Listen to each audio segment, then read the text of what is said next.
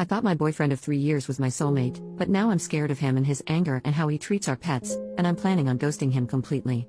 I, 24F, will try to keep this as short as possible because I feel a lot of what's going through my brain is nonsense rambling. But my boyfriend, 23M, and I met at work nearly 4 years ago. We hit it off right away and formed a really close friendship. We didn't get together until a year later after we went through our own respective breakups. I was so happy after we got together. I felt like I had met my soulmate.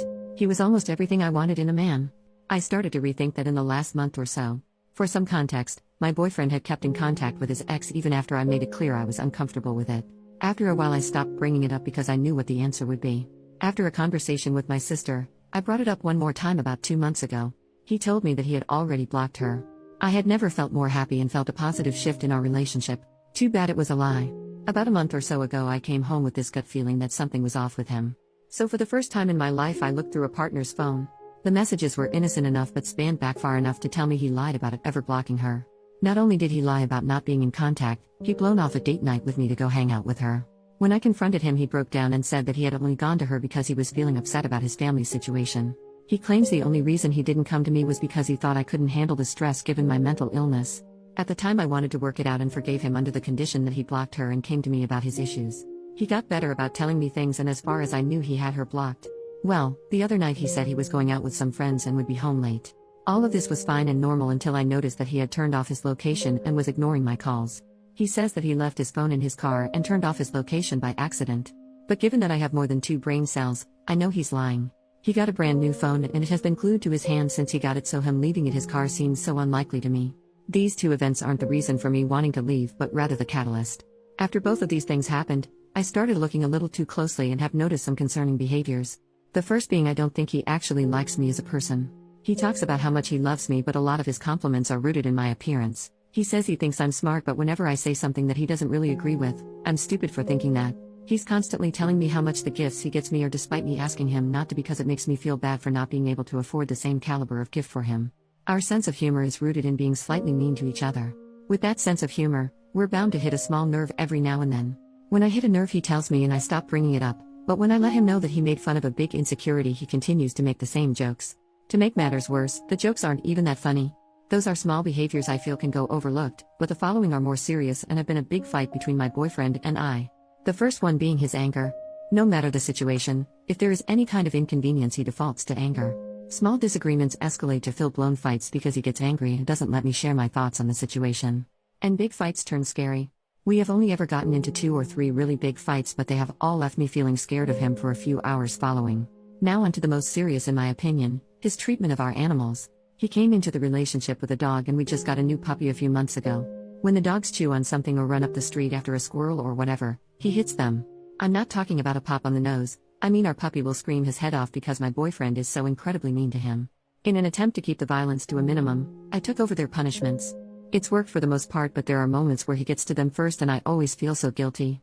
I also brought a cat into this relationship, and even though he hasn't laid a finger on the cat, he makes way too many jokes about hurting him. I know I want to leave, but I'm torn between talking to my boyfriend about it or just packing up and leaving one day while he's at work. Any advice? Super teeny tiny update that doesn't require a brand new post quite yet. I'm speaking with my supervisor tomorrow to see if I can get a realistic timeline of when I can leave. I know I can technically leave whenever, but I really love my job and want to make sure that the person taking over my position is completely set. After that has been settled, I just need to wait until move-out day. I also wanted to clear up some of the comments saying that I am controlling for having his location. We have had each other's location for almost as long as we have been living together. It's always been for safety purposes. I don't sit on my phone all night watching where his pin is moving across the map. When either of us go out, we send each other like some kind of text to let the other know that they're okay. I sent a few texts while I was stuck in traffic and just kind of complaining to him, and then a few hours later I sent him a text just checking in and looking for that like quick thumbs up to let me know that he was alive. I didn't get any response. I got worried because that is not a common behavior for him, so I looked at his location to make sure that he wasn't in a ditch somewhere. Keeping with the same theme of me being controlling. I didn't like that he was talking to his ex and had asked him to block her a few times. I would not give a damn if they were friends if either of them were being respectful to our relationship. Before I resorted to blocking, I had asked him to set up some ground rules and boundaries with her about what their friendship would look like given their past. He did not do this, and she was openly flirting with him and doing things to get him to notice her. She also likes to call back to back to back, like close to 15 calls within 2 minutes, when she knows we're together. So given that neither one of them respected our relationship when they started their friendship, I feel completely justified asking him to block her. If you think that makes me controlling or some heinous monster, I just don't care.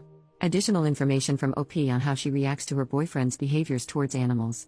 OP, hi, love the enthusiasm, but as this is my reality, I'm not asking whether or not you like the choices I've made. I don't care if you like that I went through his phone. I did and found a truth he would have otherwise kept from me. As for staying with him when I knew what he did with that animals. 1. I wasn't really aware of it until we got the puppy. When we moved in together, his dog was fully trained and didn't really behave in a way that he thought was worthy of a beating. So my boyfriend really only started showing his true colors during the process of training our puppy.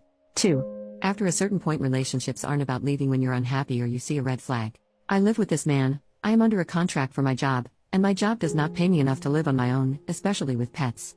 Leaving him means that I am blowing through all of the savings that I have collected to find a new place to live, breaking my contract, and completely uprooting my life. It's something that I am in the process of doing, but it is still a very hard decision that I'm making. I came on here to get some advice about how to leave the situation, not to be told that I make bad choices or that I'm not leaving him fast enough. Update: it's been a few weeks since my initial post. This update is not very interesting, but a lot of people wanted to know. At the end of my last post, I had settled on leaving with my pets and was just waiting on move-out day. Move-out day came quicker than expected. Nothing escalated to a dangerous degree, but his behavior changed a lot. Suddenly he was being so incredibly sweet and was talking a lot about commitment. During our last conversation, he was ready to go down to the courthouse and get married right that second. I'm not sure if this is what love bombing is or if it was just him being desperate because he sensed I was pulling away. After that conversation, I knew if I stayed, nothing good would come out of it. So, I called my family to come help me move out after he left for work. I was able to get out safely with my cat and puppy. I wound up sending a message kind of explaining why I left and asking him to never contact me again before blocking him on everything. So far, he's only tried to call me from a different number once. If he continues to reach out, I plan to talk to local law enforcement to see if a restraining order is possible. I'm not a fan of how everything ended, but I am glad to be out of that situation and somewhere safe where I can learn who I am outside of him. Relevant comment: OP should get a restraining order against her ex so he can't come near her. OP, in my state you can't get a restraining order unless there is a proven history of violence or stalking. So a restraining order won't be likely unless he finds me. Yes, we live together and I feel like it would be different if I was still in the area where we lived. However, I wound up moving to the other side of our state. So in order for him to come find me in person, he would have to drive hours.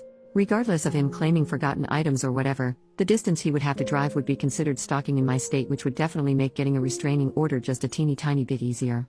I'm not under any impression that it's super duper easy to get a restraining order, but if he were to try and come in person, that would at least be worthy of a temporary protection order in my state. Which that would only protect me for about 6 months to a year, but definitely better than nothing if it comes to it. Commenter number 2, were you able to take the puppy given to your ex? OP, I took the puppy and the cat. I couldn't take his dog because of legal stuff, but I did leave a message with animal welfare. However, I'm not sure if he got a call or a visit or whatever. I wish I knew more.